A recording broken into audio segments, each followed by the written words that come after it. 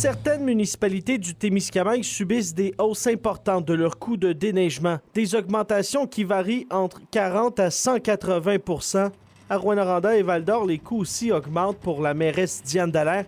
Pas question de négliger la sécurité des citoyens. Il y a des incontournables, hein?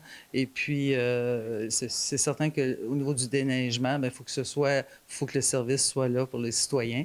Alors oui, il y a des augmentations de coûts, mais les services sont assurés pour les citoyens. Effectivement, tout coûte plus cher, l'approvisionnement, les contrats qui sont octroyés. Je pense que les citoyens et citoyennes sont à même aussi de constater qu'eux aussi, leur facture de déneigement augmente, ces choses-là.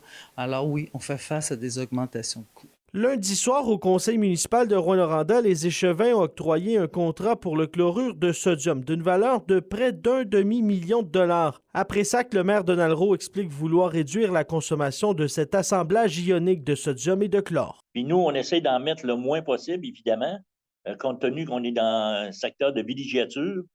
On veut protéger aussi nos berges sur le bord du lac. Alors, c'est sûr qu'on en met, c'est sûr qu'il faut en mettre là, pour la question de sécurité, mais on fait attention au niveau du dosage. Là. Si pour de nombreuses municipalités de la région, la facture de déneigement ne fait qu'augmenter d'année en année, d'autres sont un peu plus chanceuses. Par exemple, Malartic n'observe aucune hausse puisque la municipalité a signé un contrat de 5 ans avec un sous-traitant. Il reste 2 ans à l'entente. Il s'agit d'une façon de protéger des augmentations, selon le maire Martin Ferron. Vincent Tremblay, RNC Nouvelles, à Rouyn-Noranda.